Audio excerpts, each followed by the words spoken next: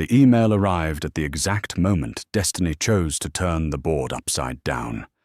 Ethan Miles, the man who had just been humiliated on this flight, had become the new owner of the very airline carrying him across America. His phone screen lit up the cold blue light reflecting in his eyes. A single line of text appeared short, but powerful enough to make his heart pound like the roar of the jet engines outside acquisition completed. North Star Technologies now owns 74% of Aurelia Air. Outside the first-class cabin was so silent you could hear the wind sliding along the fuselage. A soft golden light spilled over the polished brown leather seats. Everything, the champagne flutes, the neatly folded napkins, radiated a kind of luxury Ethan once believed he had outgrown. But today it had become the stage for a costly lesson. Arrogance can hide behind the most perfectly knotted tie. Ethan Miles, 43 years old, brown-skinned, his calm expression, carrying the weight of someone who had tasted every form of prejudice. He wasn't born into privilege. He had broken down the doors that once shut in his face. From a poor engineering student in Texas, he became the founder of North Star Technologies, a pioneering company in artificial intelligence. And now, high above the clouds, he was executing the biggest deal of his life, purchasing the entire Aurelia Air, once the pride of America. A multi-billion-dollar acquisition, a flight worth an entire measure of dignity. He sat in seat 2A, the kind reserved for the elite, the kind who thought power was defined by skin tone. His charcoal grey Tom Ford suit fit perfectly across his broad shoulders, his ash-coloured tie knotted with precision. On the table before him, his laptop displayed the merger contract, waiting for his final signature. Ethan took a sip of water, his eyes sweeping across the first-class cabin, 7 passengers, 6 of them, white. He was the only one who stood apart, not because of his colour, but because of the look they gave him, cold, suspicious, dismissive. A blonde flight attendant, Becky Lawson, her smile so well rehearsed it seemed mechanical, passed by without even a glance. On her tray were glasses of golden champagne. She leaned down to serve the man in seat 2B, then skipped Ethan entirely, as if he didn't exist. "Excuse me," Ethan said politely, his deep voice calm but tired. "May I have a glass of champagne?" Becky froze for a split second, her smile still plastered on her face. "We'll be serving our regular passengers first, sir." Then she walked away. From the galley, soft laughter drifted out. Who does he think he is? Probably booked the ticket with reward points. A man's voice, likely her colleague Cole Harper, sneered. "Let him wait. They always want to act like they belong here." Each word, every he and they, landed in Ethan's ears like drops of acid burning slow. He looked up at the cabin ceiling, breathing deeply to stay composed. This wasn't the first time he'd faced such prejudice, but perhaps it would be the last time he let it go unanswered. He opened his laptop, his fingers tapping lightly on the keys. The email still glowed on the screen. The line, "Congratulations, Mr. Miles," resting there quietly, like a secret. They didn't know. None of them knew that the man they were disrespecting was the new owner of this very plane. Across the aisle, Olivia Park, an Asian woman around 38, sat observing quietly. As vice president of investments at Pacific Capital, she had seen scenes like this too many times when contempt was disguised as professionalism. Olivia looked at Becky and Cole, then at Ethan, who sat still and composed. There was something in his eyes that caught her off guard, not anger, but a restraint so intense it was almost chilling. She unlocked her phone and switched on the camera, just in case she whispered. The seatbelt sign lit up, and the captain's voice came on calm and steady. The cabin settled into a hush, broken only by the sound of pages turning and wine being poured into crystal glasses. Ethan closed his eyes. Memories of childhood surfaced, a boy standing outside an airport fence, watching planes soar into the sky, dreaming not just of flying, but of building them. Today that dream had come true, though tainted by the bitter truth of a world that still hadn't learned how to respect people for who they are. At that very moment, across the country, at Aurelia Air's Manhattan headquarters, employees were receiving an email announcement.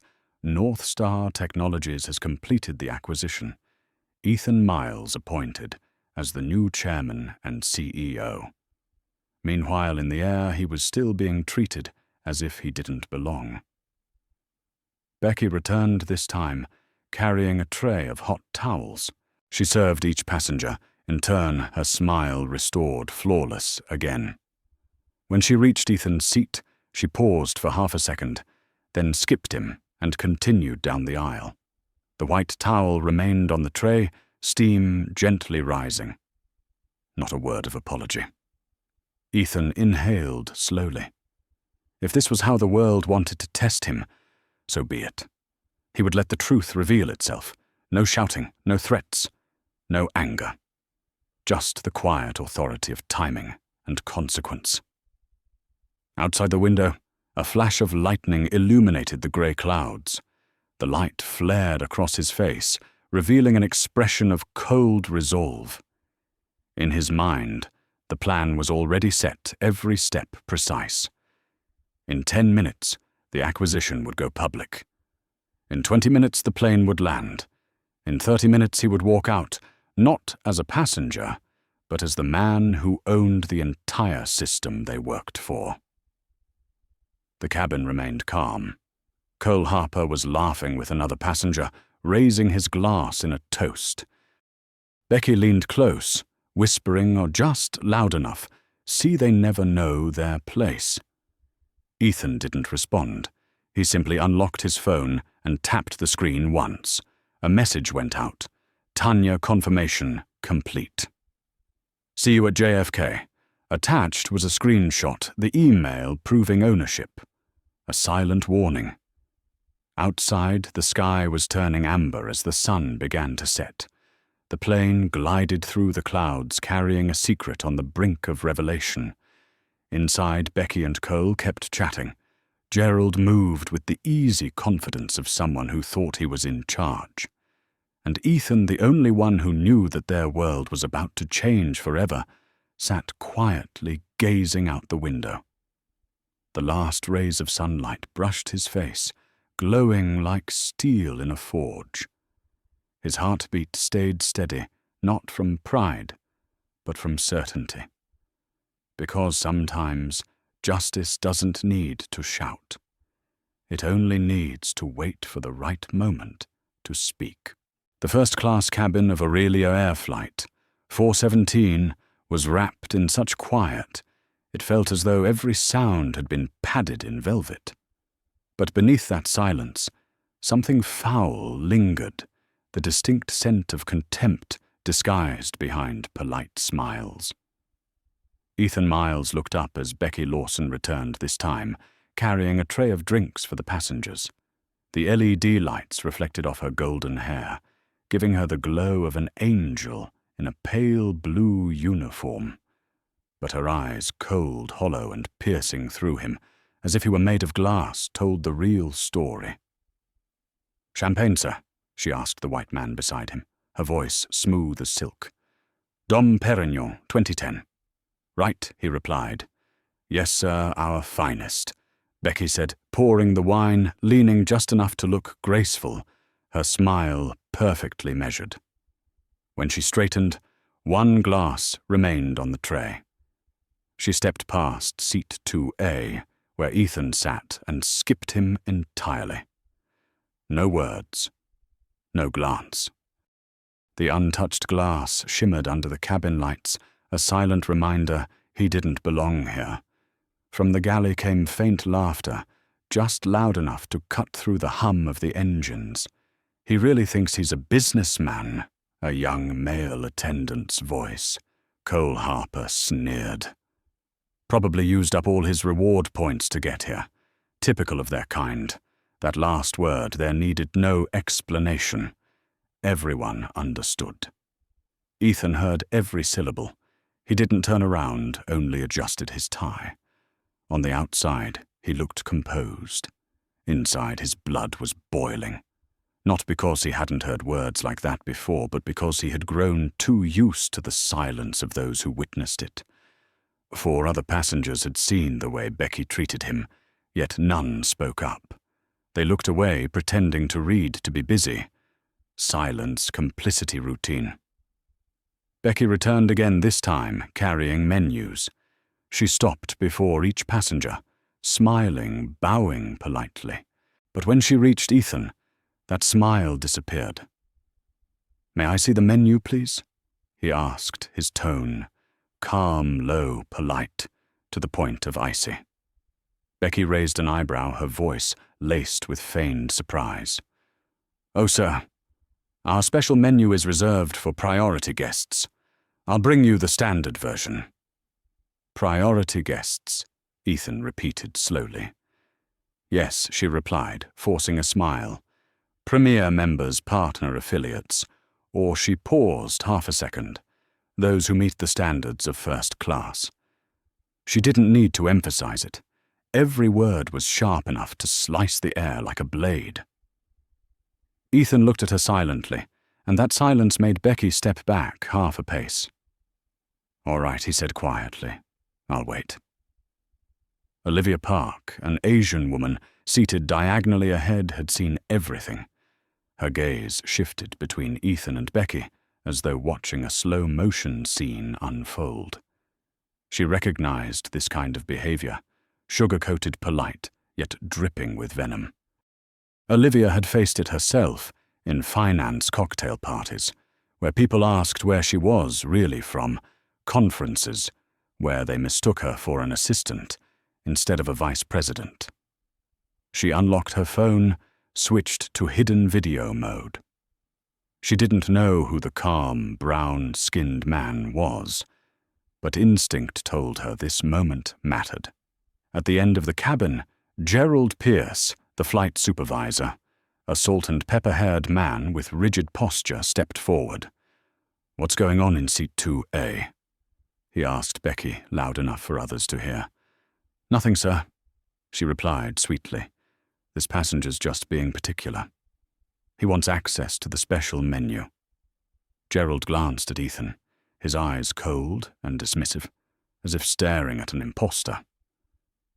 "My friend," he said, with a patronizing tone, "we have clear policies. If you're unhappy, you're free to choose another airline next time."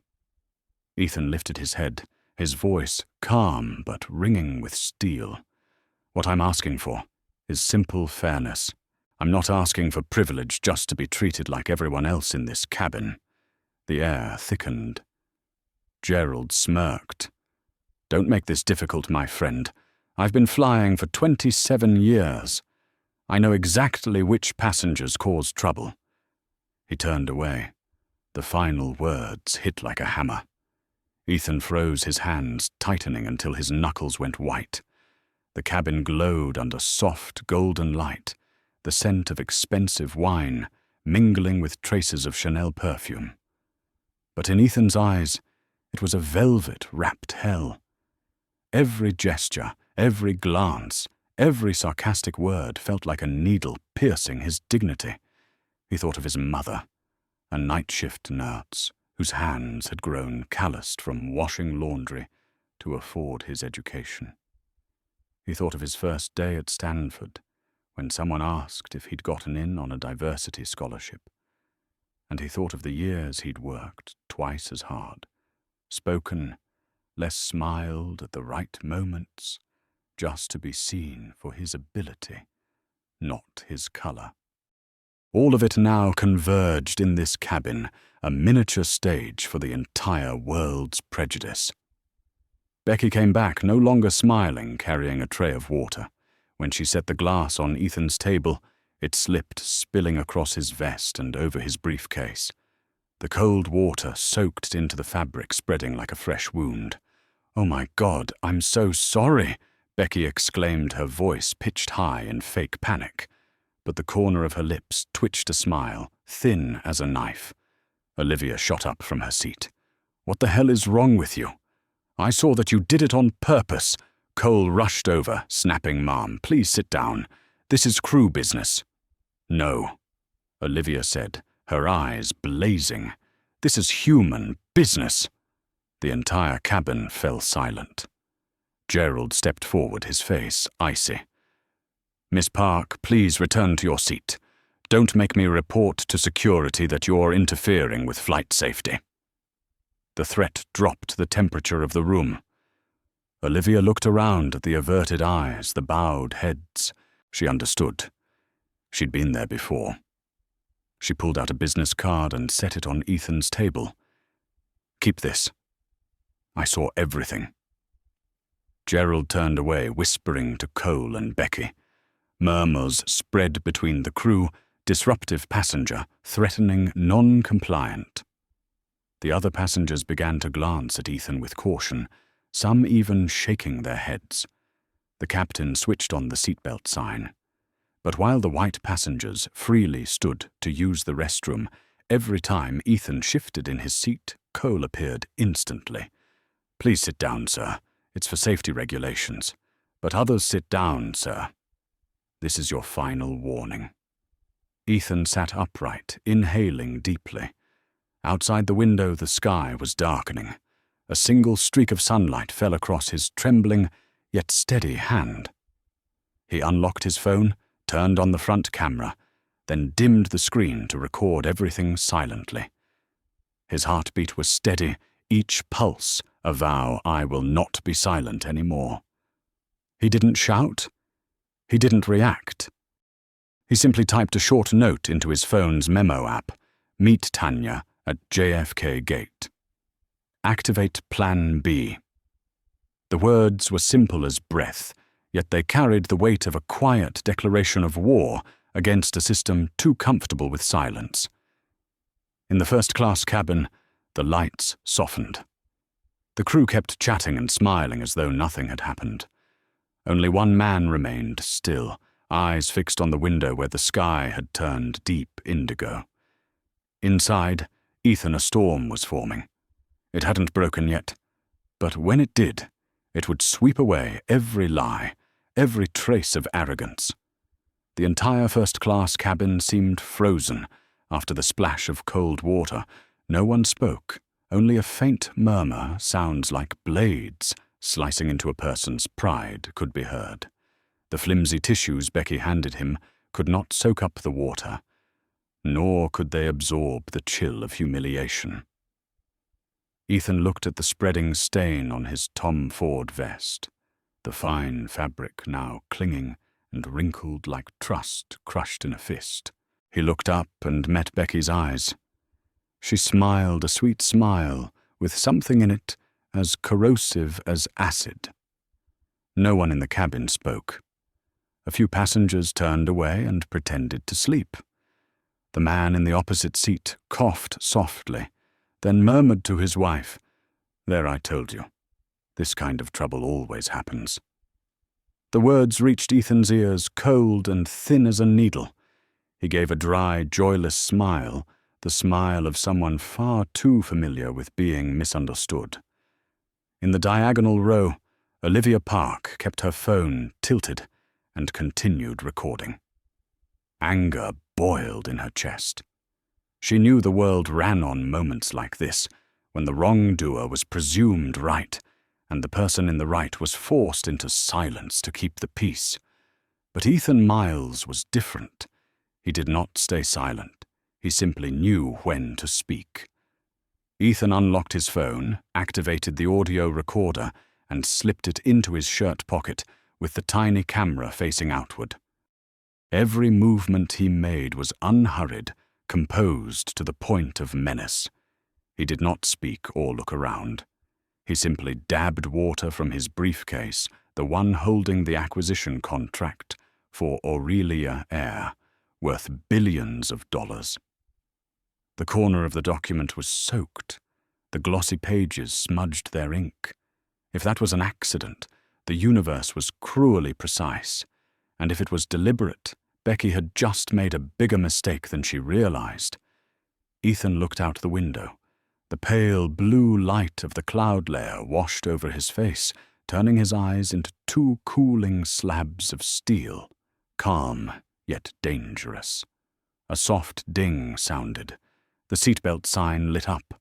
The captain said briefly, "Due to light turbulence, please remain seated." Becky strode out, scanning the cabin, as if hunting. "Sir," she said, her voice sharp as metal, "you need to sit down immediately." Ethan looked up. Other passengers are still standing. "These are safety regulations, sir."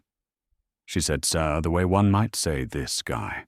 Her voice was higher than usual, deliberately loud enough for others to hear. Gerald Pierce, the supervisor, came forward from the rear, his face flushed with authority. "What is going on here?" "This passenger is not following instructions," Becky answered quickly. Gerald turned to Ethan. "You are disturbing the crew. If you continue, I will have to notify security upon landing." Ethan met his gaze, his voice low and steady, like a lake before a storm. "I only want fair treatment. I have not been disruptive." Gerald gave a thin smile. "I have heard that before. Everyone says it right before the handcuffs go on." Ethan did not answer. He simply exhaled slowly. In his mind, he was counting the beats of the clock, each second, bringing him closer to touchdown, closer to the moment he would expose the entire system. Gerald leaned in, close, his voice low and spiteful. "I have been flying for 27 years, and I decide who stays on my airplane. Do not forget I have the right to call security in mid-air." Then he hammered each word. "Do not force me to do that because you do not know your place." The sentence made the cabin air congeal. Ethan stayed silent, but his chest swelled with feeling not fear, but an anger under discipline. He turned to Olivia. She gave a small nod full of shared understanding. Olivia stood. "Enough," she said loudly. The whole cabin jolted. "What do you think you are doing?" Gerald barked. "I'm telling the truth," she answered, her voice trembling yet firm. "I saw how you treated this passenger. I recorded everything." Becky blanched, and Cole stepped up, raising his voice. "Ma'am, if you do not sit down, you will be penalized for interfering with flight security. Security for whom Olivia shot back. For you or for a passenger's dignity." In that instant, some people looked at her. Others looked away. No one clapped. No one spoke. But one thing was clear. The wall of silence had begun to crack. Gerald bent near to Olivia and whispered coldly, "Miss Park, you are a VIP passenger. Do not jeopardize your flight record." A threat wrapped in silk. Olivia froze for a beat. She knew they could do exactly that. She sat, but her eyes did not lower. Before turning away, she said softly to Ethan, "I will not let them erase this." After Olivia sat, Gerald turned back and spoke quietly with Becky and Cole. Immediately the cabin's glances shifted. A middle-aged man clicked his tongue. Such a nuisance. A young woman shook her head. Why behave like that on a first-class flight? They did not know the truth. They had heard only half the half told by those in uniform. Prejudice spread so easily, it does not need proof, only a whisper loud enough. Ethan stayed still. He could feel eyes settling on him, not eyes of people, but microscopes examining a strange specimen. While Gerald turned away, Ethan slipped his phone into his palm beneath the table. He opened an encryption app and called Tanya Rivera, the vice president of North Star. "Tanya, it is me," he said softly. Her voice came through low and urgent. "Ethan, we are done. The transaction just posted on the SEC system. You are officially the chairman of Aurelia Air. Ethan closed his eyes for a moment of silence. She asked, "Are you all right?" "Your voice sounds off." "I am fine. Just a little wet." Wet, Tanya was startled. "Long story. Meet me at the JFK gate. Bring the legal team." He ended the call and opened his eyes. First class looked the same as before, luxurious and heavy with pretense. But inside him, the world had changed. Gerald returned, planting himself in the aisle. "Listen, Mr. Miles," he said, half warning, half gloating. "I have already notified ground security. When we land, they will come for you. We are obliged to protect passengers from those who pose a threat." Ethan raised an eyebrow. "And what is my threatening behavior?" "Not knowing your limits." The answer made Ethan give a small, quiet, dangerous laugh. If a few minutes ago he had been the victim now, he knew he held the advantage. Outside, the light shifted from deep blue to pale silver dawn, beginning to bloom on the horizon. The captain announced, "We are descending, preparing to land in New York." Ethan straightened his tie and gathered his papers. The corner of the contract was still wet, but he no longer cared. More important was the list of employee names he had just typed into his phone. Becky Lawson, first-class attendant. Cole Harper, cabin. Assistant Gerald Pierce, chief supervisor. 3 names, 3 fates, 3 dominoes about to fall.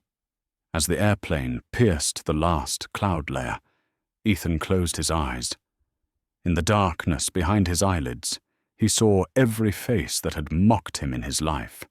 The teacher who doubted him, the investor who dismissed him, the colleague who called him a quota hire.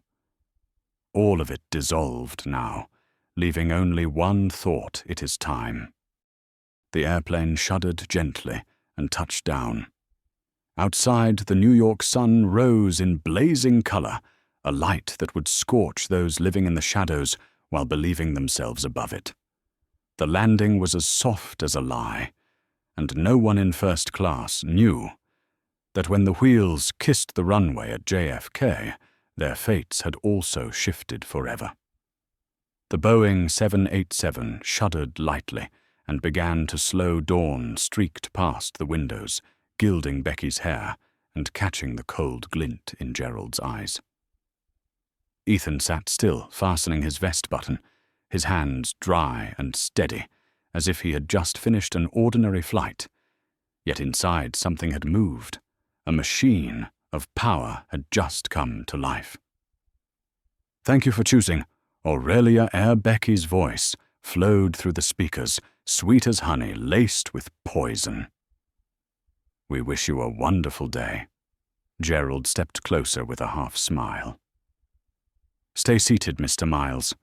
Once all passengers deplane, security will escort you out. It will be quick." "Thank you," Ethan answered lightly. "I also have a few people waiting for me at the gate." Gerald frowned, suspicious, then let out a small laugh. "I hope they know you are in trouble." Ethan smiled. "Oh, trust me, they know better than you think." Passengers began to rise. Louis Vuitton bags and Rimowa suitcases slid from the overhead bins. No one looked at Ethan. They squeezed past, leaving behind a clear aisle, like an invisible boundary between them and him. Olivia Park walked by and paused for a beat. "Are you all right?" Ethan gave a small nod. "Thank you for speaking up." "Do not thank me," she whispered. "Just make sure they never do this to anyone else again." He watched her go with quiet respect. She could have stayed silent like hundreds of others, but she chose to stand, and sometimes a single voice is enough to begin a revolution. The cabin door opened, and the white light of the jet bridge poured in. Gerald folded his arms at the threshold, waving passengers out first. Outside, 2 airport security officers waited, broad-shouldered, stern-faced, dressed in dark uniforms. "Have the paperwork ready," Gerald told Becky and Cole, pleased with himself. "We will hand over our special guest." Becky chuckled, breathy as wine. "I just hope they do not find any more spilled glasses." The three of them laughed. Ethan heard every word. He stayed silent and quietly closed his briefcase. Inside the corner of the documents was still soaked, but centered among them was the ownership confirmation email that had arrived minutes before landing. He tapped his phone. Notification acquisition finalized. His smile edged sharp and thin as a newly honed blade. "Security is ready," Gerald said, signaling the officers. "Mr. Miles, please come with us," one of them said in a low voice. Ethan nodded, rose and straightened his tie. He took one last look around the cabin. The leather seats, the scent of wine, the contemptuous eyes, all of it a backdrop for the biggest performance of his life. As he stepped out, Becky murmured just loud enough for him to hear, "That is why people like you should not fly first class." Ethan halted for half a second, turned and met her gaze. "Thank you for the reminder," he said softly. "I will remember it." She smiled, believing she had won. She did not know that those words would end her career only minutes later. Morning air at JFK was cool, the smell of coffee mingling with jet fuel. The two security officers flanked Ethan with formal seriousness. In front of them stood Michael Trent, the current CEO of Aurelia Air. A grey-haired man in a navy suit, face tense yet courteous. "What exactly is going on?" Michael asked, irritation clipped in his tone. "I was told to receive a senior investor, not an escorted passenger." "Me okaso hasto," Trent Gerald cut in. This passenger was disruptive, ignored instructions, and harassed the crew. "We have full evidence. I recommend taking him for questioning." Michael frowned. "On my flight, I want details." Before Gerald could answer, a woman's voice rang out from behind, sharp, cool, and certain. "Details, I can provide them." From the far end of the jet bridge, Tanya Rivera, Executive Vice President of North Star Technologies, approached between two attorneys, a black leather case in hand. Her dark hair neatly pinned her gaze as precise as a razor. "Hello, Mr. Trent," she said, shaking his hand. "I am Tanya Rivera, representing North Star Technologies." Then she turned to Ethan, her voice formal, yet familiar. "Mr. Chairman, we should move to the VIP lounge to handle this." The air shattered. Gerald's brows shot up. Becky froze, her smile dying. Chairman Michael repeated, doubtful. Ethan inclined his head. "That is right, Michael. I became chairman of Aurelia Air a few minutes before this aircraft touched down." Silence swallowed the corridor. Cole swallowed hard. Becky stepped back. Gerald stood fixed in place. One security officer glanced at the other, not sure what he had just been dragged into. "What did you say?" Gerald blurted. "You are joking, right?" Ethan took out his phone and opened the confirmation email. The screen, blazing acquisition. Completed, Ethan Miles appointed as executive chairman of Aurelia Air. Michael stared at the words, his face blanching. "Good Lord," he whispered. Gerald tried to steady his voice. "Chairman or not, you still violated flight security rules." Ethan raised an eyebrow, a faint, dangerous smile on his lips. "How interesting. You are now threatening your superior, are you not?" Tanya signaled the legal team to open the folder. Merger agreement, equity certificates, and appointment resolution, all filed with the United States Securities and Exchange Commission at 9 o'clock this morning, she said, enunciating each word. "Mr. Miles is the lawful owner of Aurelia Air." Gerald went still, lips moving without sound. Becky looked around for an ally and found only the cold stare of reality. Cole broke into a sweat and edged backward. Ethan stepped forward, his voice calm, yet resonant like a judge's gavel. In 10 minutes, every major outlet will receive a formal press release. I suggest you choose your words very carefully. Becky opened her mouth, trembling. I did not know if I had known you were. That Ethan cut in voice, hard as steel, is exactly the problem. You respect power, not dignity. Gerald moved to object, but Tanya lifted a hand. Mr. Pierce, every action your crew took has been captured by passengers and on the cockpit recorder. All of it will be submitted to the review board. Olivia Park, still near the door, stepped forward and held up her phone. I have everything. Video, audio, their words. She turned to Ethan. I think the world should see this. He nodded, his eyes softening for an instant. And they will not, because I need revenge, but because those who come after us deserve better. In the charged air of the jet bridge, every role reversed. The man once humiliated, now held the power. The ones who mocked him now stumbled over pleas. Ethan stepped out of the jetway morning light, washing over his face. In the distance, reporters waited, notified that a historic event in aviation was about to unfold. He paused and glanced back at the 3 figures, still rooted to the spot. Thank you, he said evenly. Without today, Aurelia Eyre might never have learned the true meaning of the word service.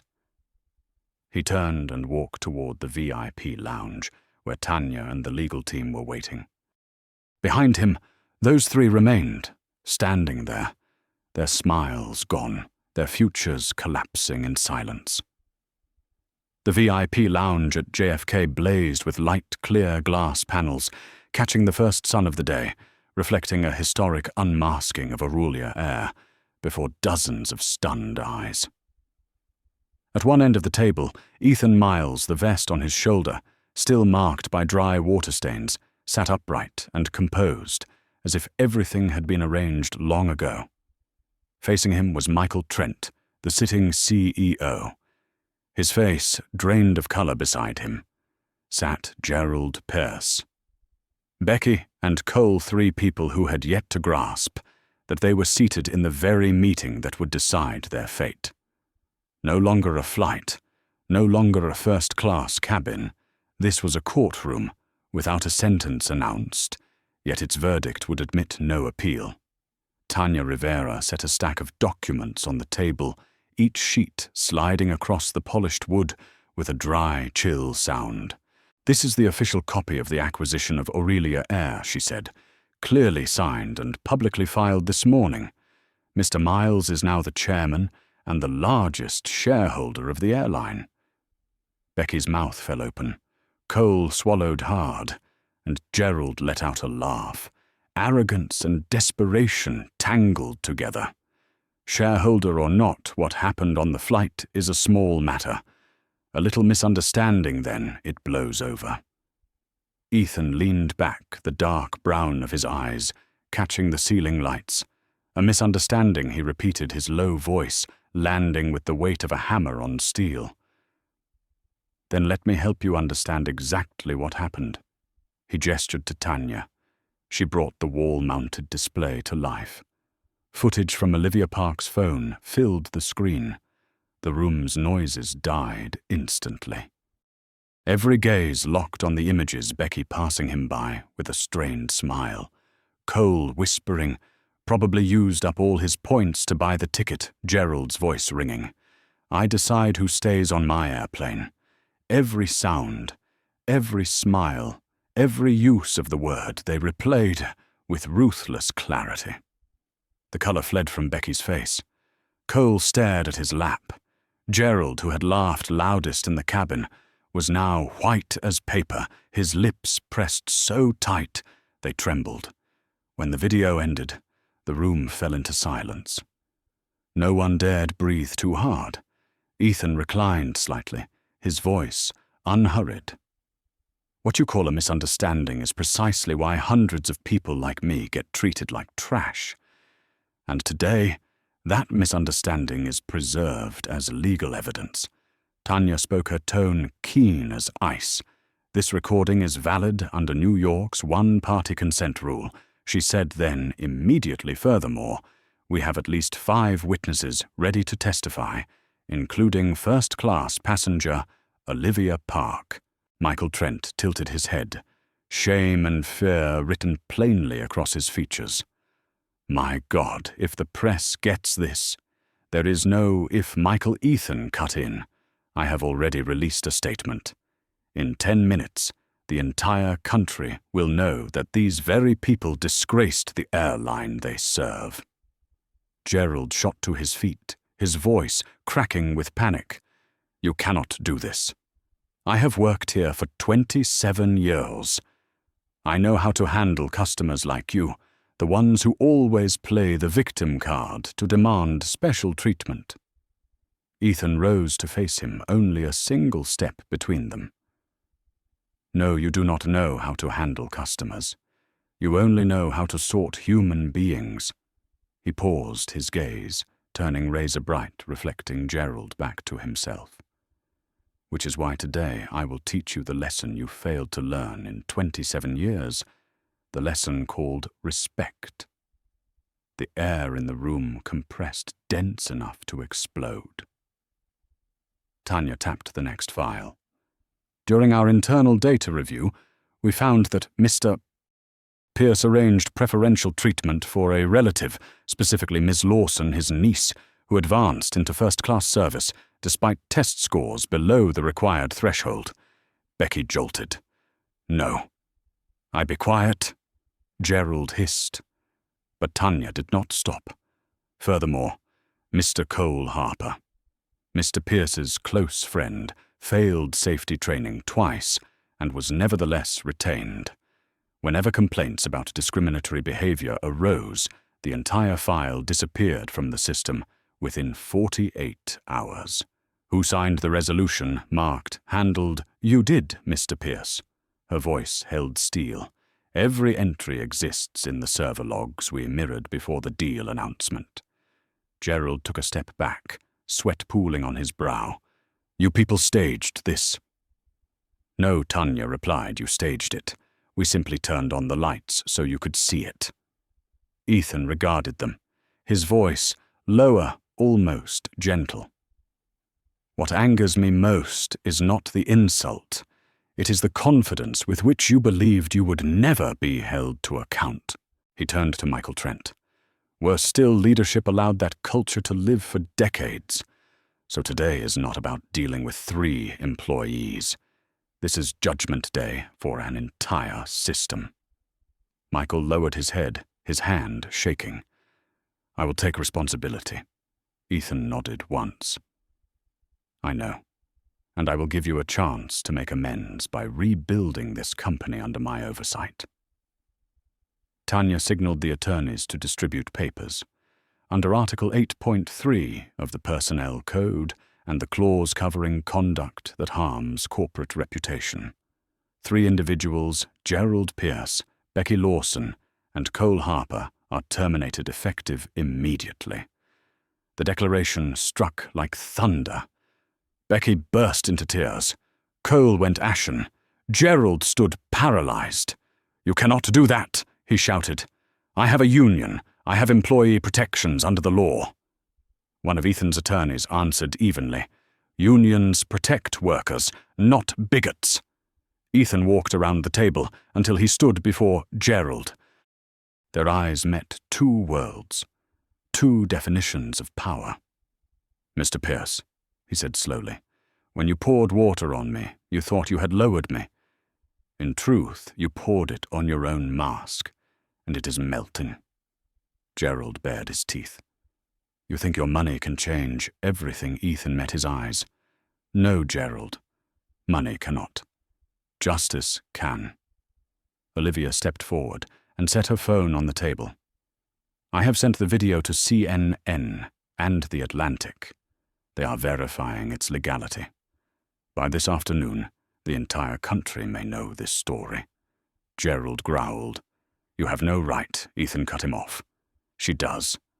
so do the thousands of passengers you treated like trash. Now they will hear the truth as well." Becky sobbed. Cole kept his head down. Michael Trent looked around the room as if watching the empire he had built collapse before his eyes. Ethan gathered the documents and moved toward the door. Before leaving, he paused in the doorway and looked back at the three who still stood, stunned. "You may think I am doing this out of vengeance," he said softly. "But the truth is, I am doing it out of respect. Respect for the passengers who were insulted and could not speak, for the employees who were crushed and forced into silence. Today I am simply speaking for them." He stepped away, his shoes ringing against the marble like the beat of fate. Behind him, Tanya's clear voice closed the meeting with a single line. "The old game is over. From now on, Aurelia Air will learn to fly on dignity, not on prejudice." The door shut. The three, who once thought they held the sky, could hear only the wind moving through the emptiness they had made for themselves. The VIP lounge after the meeting fell breathlessly silent. 3 chairs opposite Ethan now sat empty, holding only the echo of power that had just collapsed. But for Ethan, Miles, the story was far from over. He had not come to teach 3 people a lesson. He had come to change an entire system where arrogance hid behind uniforms and smiles. Tanya, Ethan said, his voice low and decisive, "Prepare the press release. I want the full story out. Not only the racist conduct, but the internal violations we uncovered." Tanya nodded and signaled the legal team to step out. Only Ethan, Gerald, Becky Cole, Michael Trent, and 2 security officers remained. No one spoke. The air was so thick they could hear the second-hand crawl. Ethan rose, noonlight cut through the glass shades, and struck his face, making it gleam like newly fractured marble. "The 3 of you have just been terminated," he said, each word falling like a hammer on steel. "And I believe your next journey will not include a return ticket." Becky burst into tears. Her voice cracking, "Mr. Miles, I am sorry, I did not mean to discriminate. You know exactly what you did." Ethan cut in his gaze like a blade. "And the frightening thing is not the act. It is the habit you have grown used to, looking down on others without even noticing." Gerald clenched his fists, his face flushing. "You cannot fire me like this. I am the most senior here. I have the right to contact the union. There are laws that protect me." "Do they?" Ethan arched an eyebrow, a cold smile passing his lips. "Then let me remind you, your contract states clearly that any act that harms the airline's reputation is grounds for immediate termination. What is more harmful than the entire country watching you insult a black customer on video?" Gerald fell speechless, then in blind fury shot to his feet and slammed the table. "You think you can destroy me?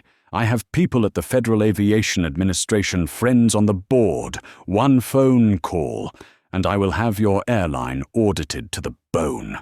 Ethan regarded him as if hearing a child's threat. "I hope you call," he replied lightly, "because when they come, they will find what you have buried for years." The words halted. Gerald, anger in his eyes, flickered with fear. "What are you saying?" Tanya stepped forward and set a file on the table. "An internal report from Aurelia Air's engineering department," she said, 37 safety violations logged but never reported to the Federal Aviation Administration. Every record bears your sign-off, Mr. Pierce." Gerald stared. "That was an internal measure, No, Tanya cut in cold as ice. That is suppression of technical data and a federal violation, and you have just named yourself responsible." Becky exhaled sharply. Cole turned pale. Ethan folded his arms, his eyes hard as a laser. Now do you see why your threats do not worry me? Every wrong is already inside the system. I have simply purchased the system. Gerald trembled, his voice breaking like shattering glass. You cannot, you have trapped me. No one trapped you, Ethan answered with unnerving calm. We are only reading aloud the truth you left on paper. One of the security officers stepped up and set a firm but gentle hand on Gerald's shoulder. Mr. Pierce, please remain calm. Gerald shook him off, eyes bloodshot. You will regret this. I know about sham maintenance. I know about the reports Trent forced me to sign to hide costs. Michael Trent jolted. What every head turned. Gerald laughed wildly, his voice rasping like wind through metal. Oh, now you are worried. I am not the only one with dirty hands. Trent, you ordered the maintenance cuts. You told me, do not report those little things. And now you want to pin it all on me. Tanya began a recording. Ethan did not move. He only said softly, Thank you for the confirmation. Gerald. The sentence cut like a final blade. The room plunged into turmoil. Michael stammered, I only followed cost optimization procedures. Ethan turned his gaze, the calm of a lake after a storm. Procedures do not kill greed. Can and you have just placed yourself behind the risks that thousands of passengers trusted with their lives. The door swung open. A man in a grey suit entered, his voice deep and clear. Apologies for the delay. I am Roger Daniels, an inspector with the Federal Aviation Administration. The room fractured. Ethan nodded slightly, as if he had been waiting for this moment. Tanya handed him a duplicate file. Roger scanned a few pages and frowned. Mr. Pierce, you have just admitted to concealing safety reports, correct? Gerald stammered. I did not intend to. It was only a procedural delay. Delays do not last 7 years, Roger said, cold as ice. You are detained pending further investigation. I will need statements from Ms. Lawson and Mr. Harper as well. Becky sobbed. Cole stood stunned. Gerald collapsed into a chair, clutching his head. I never meant to hurt anyone. Ethan watched without the slightest gloat. There was no joy in this victory, only the fatigue of a man who had seen too much injustice. He turned to Tanya. Prepare the transfer package for the federal investigators. All data on maintenance personnel and the legacy reporting system must be delivered within 24 hours. Understood, she replied. Michael Trent faltered. You are handing everything to the government. You will drag Aurelia into hell. Ethan looked straight at him, firm. No, I am pulling it out of hell. Gerald was led out by 2 Federal Aviation Administration officers. Before he crossed the threshold, he shouted back, You will regret this, Miles. You do not understand how this world works. It is not made for people like you. Ethan did not answer. He only watched with a cool pity reserved for an old guard that mistook power for a permanent shield. When the door closed, Tanya let out a long breath. You just detonated a nuclear bomb, Ethan. No, he said slowly. We only turned on the lights. A few minutes later, Olivia Park stepped in carrying a cup of coffee. You will need this, she said, setting it gently before him. Ethan smiled. Thank you, but I think you are the one who deserves a break. Not at all, Olivia said, eyes alight. The world needs to see this, not for revenge, but to remind us that justice is not a relic. Ethan nodded. Are you ready for what comes next? She smiled. Always. Beyond the glass, Aurelia's airplanes kept lifting off, each one a silver arrow into a clear sky. No one knew that only hours earlier, one of them had nearly become a symbol of rot kept hidden. Now the light had broken through. Ethan watched them, and spoke like a vow. "From today, no one in this company is allowed to climb by prejudice or push others down. With power, Aurelia Air will learn to fly on dignity." The sky outside burned bright, and in that moment, Ethan Miles knew that justice had not only been served, it had just taken flight. The news broke like a violent storm. Less than 6 hours after the meeting at JFK, every social media platform in America exploded with the hashtag Aurelia Air Scandal. Television channels looped footage of 3 crew members being escorted from the airport intercut, with Olivia Park's video showing Becky Lawson coldly refusing to serve a black passenger, and Gerald Pierce threatening to have security remove him. The audience needed no explanation.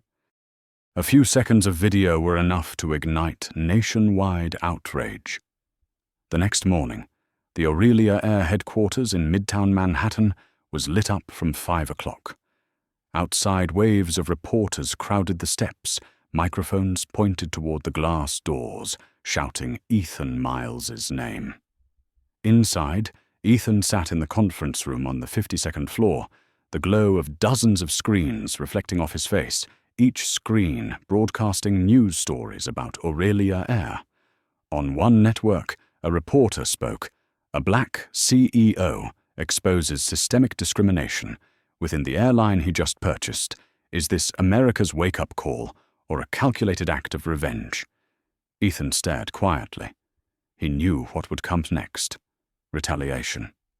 At exactly 8 o'clock that morning, Fox American News erupted with a new headline: "Gerald Pierce, former chief supervisor of Aurelia Air, claims he was framed by a media trap. He says the new CEO's reaction was excessive and an abuse of power." Beneath it, hundreds of comments appeared. "Another white man destroyed by identity politics. This isn't justice, it's revenge." Tanya Rivera switched off the monitor and turned to Ethan. "They've started spinning the story. Gerald has hired a public relations firm. They're branding him as the victim of cancel culture." Ethan pressed his lips together, too familiar with the tactic. When the guilty can't deny the facts, they play the victim. At 9:30, the boardroom of Aurelia Air filled with all 12 board members, the air heavy with tension and unease. The first to speak was Douglas Whitaker, the second largest shareholder, his lined face tight with anger. "Ethan, you're burning down this company. The stock dropped 18% in 24 hours. Sponsors are pulling out. The press is calling this an airline civil war." Ethan looked at him calmly. "Douglas, you're talking about stock prices. I'm talking about dignity." "Dignity doesn't keep a company alive," Whitaker snapped. "You've acted recklessly, and now we could lose everything," Tanya cut in. "Mr. Whitaker, let me remind you that those so-called reckless actions are the reason this airline is under federal investigation. Without Mr. Miles, Aurelia would have collapsed under a safety scandal before anyone even learned of the discrimination." On the main screen, Tanya brought up a financial report, lines of numbers, flashing maintenance costs, slashed over $8 million, funneled through a shell company named Pierce Aviation Services, owned by Gerald's relatives. Whitaker paled. "What the hell is this?" Ethan answered simply, "Evidence, and it's already been handed to the Securities and Exchange Commission and the FBI." The room went dead silent. No one spoke of share prices anymore, because they now understood if Ethan hadn't intervened, everything would have been buried with Gerald's corruption. During a brief recess, Tanya took a call. Her voice lowered. "They're preparing another strike. Gerald's been released on bail. He's planning to appear on Morning America, claiming you staged the entire story to make yourself look like a hero." Ethan gave a weary smile. They don't realize the more they lie, the more truth leaks out. He walked to the window, gazing over the tangled streets of Manhattan. But this time I won't respond with words. I'll respond with truth. The meeting resumed.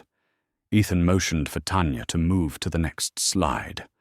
The screen displayed a chart, 643 discrimination complaints over the past 5 years, 78% dismissed without investigation, 62% linked to flights supervised by Gerald Pierce.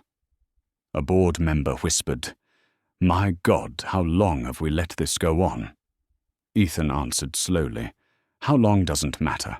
What matters is what we do next." He pressed another key, revealing the title, Aurelia Air Corporate Culture Reform Plan, Phase 1. The room fell still.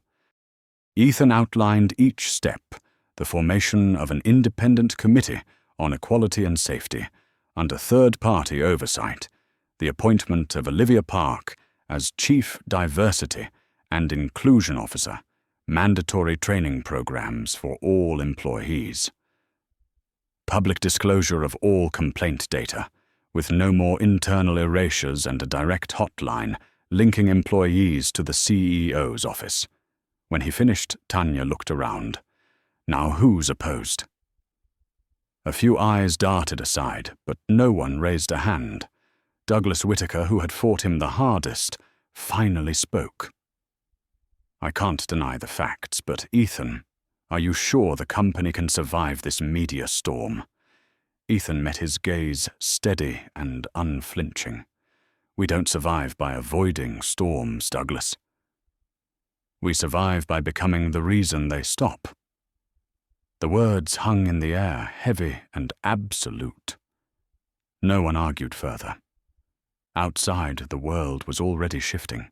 CNN, The Atlantic, and dozens of independent outlets began publishing the evidence Ethan's media team had released: financial records, falsified maintenance logs, and sworn statements from former employees.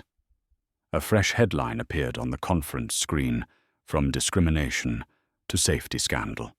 Aurelia Air's new CEO exposes a decade-long fraud." Ethan said nothing, only looked at Tanya, their eyes meeting in a silent understanding. The media war had turned. That night, as he left the building, Ethan stood alone on the rooftop. Manhattan still glowed beneath him, but inside he felt a hollow quiet. He had won a battle, but he knew the war was far from over. When people fear change, they'll do anything to destroy the one who brings it. Tanya approached, handing him a cup of hot coffee. "You holding up?" she asked. Ethan looked out at the skyline, where an Aurelia airplane crossed the moonlit sky. "Just tired," he said, "but I know I have to keep going, because out there, millions of people are still waiting for a place where they'll be treated fairly." He paused, smiled faintly, and his voice drifted like wind. "If it takes weathering a storm to see the real sky, then let it blow." Below the city burned bright, a witness to a new era, one where justice, though delayed, still knows how to find its way home. The news erupted like a violent storm, and less than 6 hours after the board meeting, the entire American social web blazed with the hashtag Aurelia Air Scandal television channels. Looped footage of 3 crew members being escorted from the airport intercut, with Olivia Park's video, in which Becky Lawson calmly refused to serve a black passenger, and Gerald Pierce threatened to have security take him off the plane. The audience needed no narrator. A few seconds of images were enough to ignite millions of furious hearts. The next morning, the Aurelia Air headquarters in Midtown Manhattan was lit from 5 o'clock. Outside, waves of reporters crowded together with microphones aimed at the glass doors, shouting the name Ethan Miles. Inside, Ethan sat in a conference room on the 52nd floor. the glow of electronic screens washing over his face, the light of hundreds of news segments revolving around the name Aurelia Air. One report filled the monitor. A black CEO has just exposed a culture of discrimination inside the very airline he purchased. Is this America's wake-up call, or an act of revenge from the top? Ethan watched in silence. He knew what would come next. Counterattack. At exactly 8 o'clock, Fox American News blasted a headline. Gerald Pierce, former chief supervisor of Aurelia Air, claims he was trapped by the media. He says the new CEO's actions were excessive, and an abuse of power beneath it. Hundreds of comments flowed. Another white man destroyed by identity politics. This is not justice. This is revenge. Tanya Rivera switched off the screen and turned to Ethan. They have begun twisting the story. Gerald has public relations support. They are branding you as a symbol of cancel culture. Ethan pressed his lips, all too familiar with the tactic. When wrongdoers cannot deny the facts, they play the victim. At 9:30, the main boardroom held all 12 directors, the air thick with tension and fear. The first to speak was Douglas Whitaker, the second largest shareholder. His face creased with anger. Ethan, you are burning this company down. The stock is down 18% in 24 hours. Sponsors are threatening to pull out. The press is calling this a civil war in the airline industry. Ethan met his eyes calmly. Douglas, you are talking about share price. I am talking about dignity. Dignity doesn't feed a company. Whitaker snapped. You are acting out of control, and now we risk losing everything. Tanya cut in. Mr. Whitaker, let me remind you that the so-called out-of-control actions are the reason this airline is under federal investigation without Mr. Weferstall. Miles Aurelia might have collapsed under a safety scandal before anyone even learned about the discrimination on the main screen. Tanya pulled up the financial report. A stream of figures appeared. Maintenance costs slashed more than $8 million, routed through a shell company called Skyline Maintenance, owned by relatives of Gerald, under the legal owner, Victor Benson. Whitaker went pale. What on earth is this? Ethan answered crisply. Evidence, and it has all been turned over to the Securities and Exchange Commission and the Federal Bureau of Investigation. The room went still. No one talked about share price anymore, because they now understood that without Ethan, everything would have been buried with Gerald's crimes. During a short recess, Tanya took a call. Her voice lowered. They are preparing a new strike. Gerald has been released on bail. He is planning to appear on Morning America, to claim you staged the entire story, to create a hero image. Ethan gave a weary smile.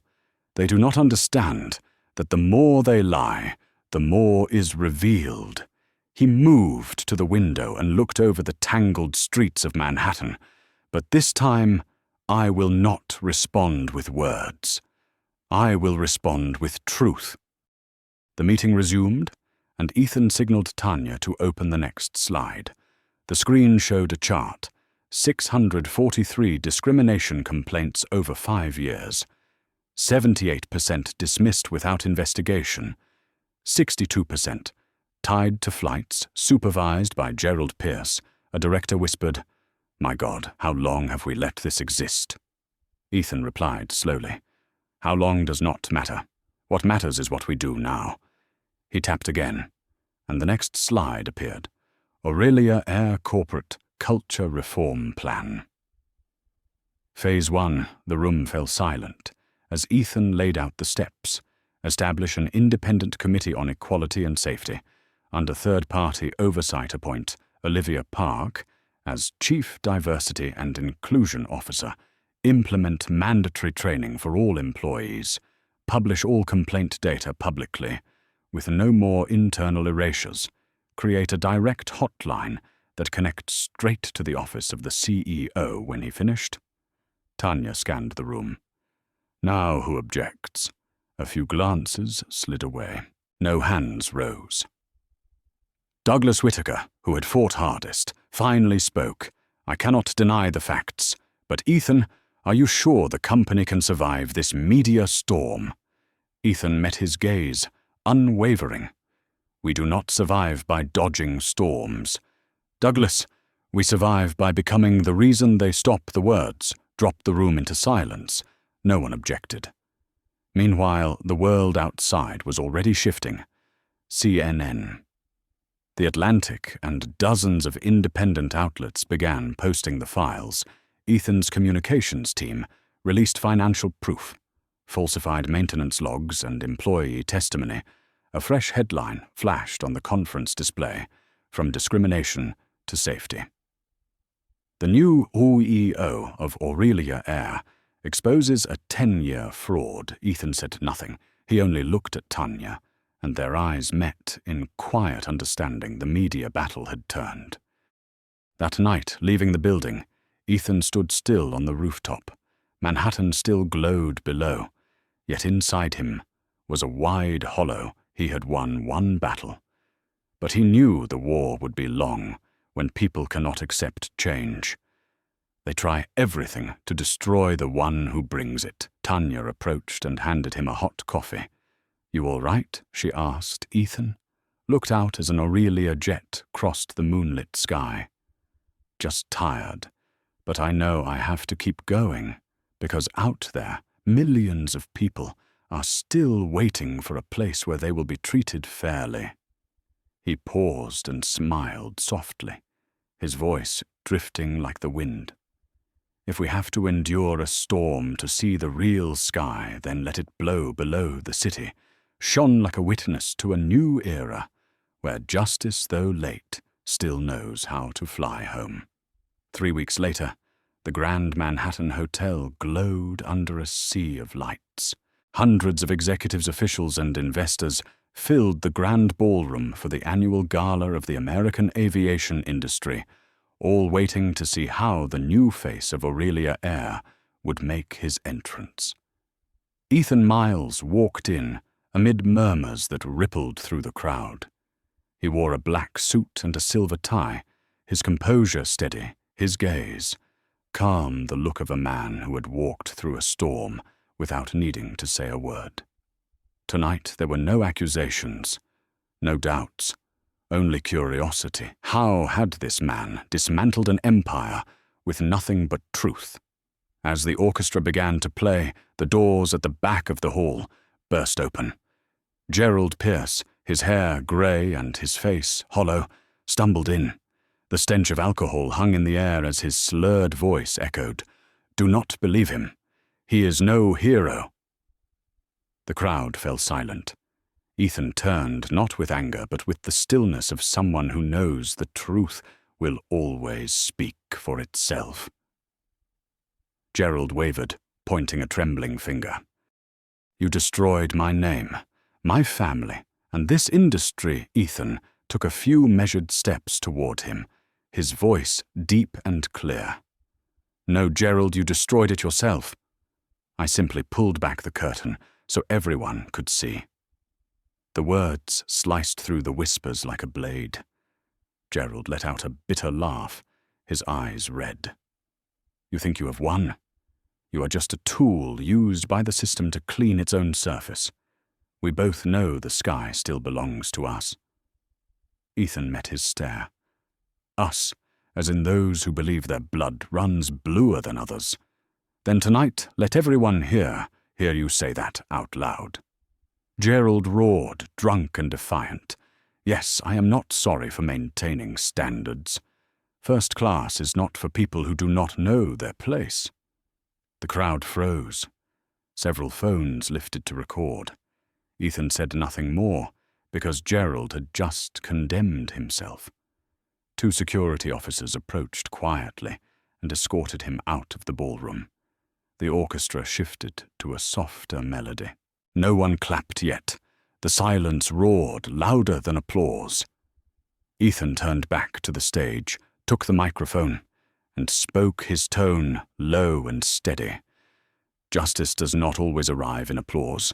Sometimes it comes in silence when a false word falls away like ash. He paused, scanning the hall. Tonight, Aurelia Eyre is not celebrating victory. We are honoring something simple that no one deserves to be seen as less than another. And if we must burn down a broken system to find that truth, again, I am willing. The entire ballroom rose to its feet. Not for fame, not for spectacle, but for the truth spoken in a human voice. The ceiling lights shimmered, reflecting across Ethan Miles's face, not the face of a conqueror, but of a man who dared to turn humiliation into the conscience of an entire industry.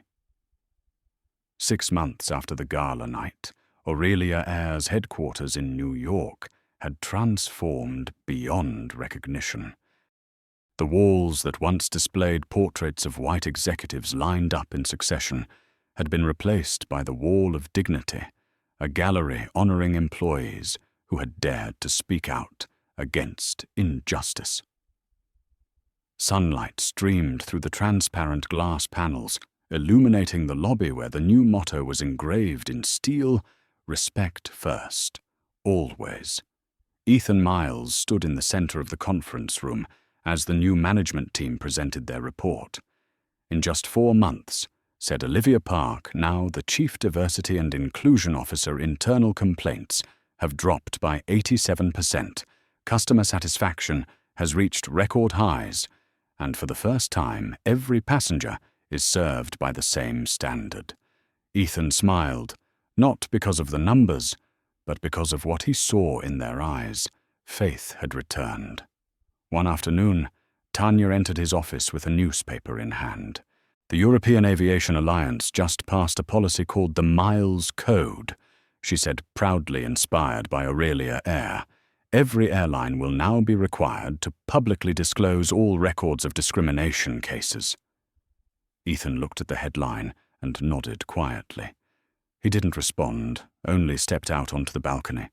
Below an Aurelia plane with the new logo, 2 interwoven wings symbolizing unity, was taxiing toward the runway. The sky doesn't belong to anyone. He murmured, it's where everyone has the right to rise. That evening, at the Ethical Leadership Awards, the host called his name. The award for a leader who turned personal tragedy into a cultural revolution, Ethan Miles. The entire hall rose to their feet. Ethan walked to the stage without a written speech. He spoke slowly, each word etched into the air. Justice isn't the sound of a gavel striking in a courtroom. It's in the small decisions we make every day, in how we see others, in how we treat those with less power. I was once just a man denied a glass of champagne on my own flight. But that moment taught me that respect is the only thing that can truly make this world soar. When the ceremony ended, Ethan stepped outside and looked up at the night sky. An Aurelia airplane streaked above, leaving a long trail of light behind it, like a promise written across the heavens. Tanya stood beside him and asked softly, "Do you think the world has really changed?" Ethan smiled gently. "No, Tanya, it's only begun. But at least now the sky has learned to listen to the human voice." The wind brushed through his hair. Somewhere among the stars, the blinking lights of a small airplane shimmered like the heartbeat of a world that had just learned to breathe through justice. From the perspective of an expert in ethical leadership and corporate culture, the journey of Ethan Miles is not just the story of a first-class seat, but a reminder to the entire world that sometimes justice doesn't begin in a courtroom. It begins in the moment when an ordinary person dares to say enough, when power is used to lift others up instead of pressing them down, when justice is built on courage instead of fear. That is the moment society truly evolves. Ethan didn't just cleanse an airline. He forced an entire industry to look into its own reflection. If you believe this world needs more people who stand up for what is right, then like this video to spread that message and subscribe to this channel to continue with us on these stories where humanity is tested by prejudice. Before you leave, comment below with the phrase that represents your belief in justice. Keep your dignity.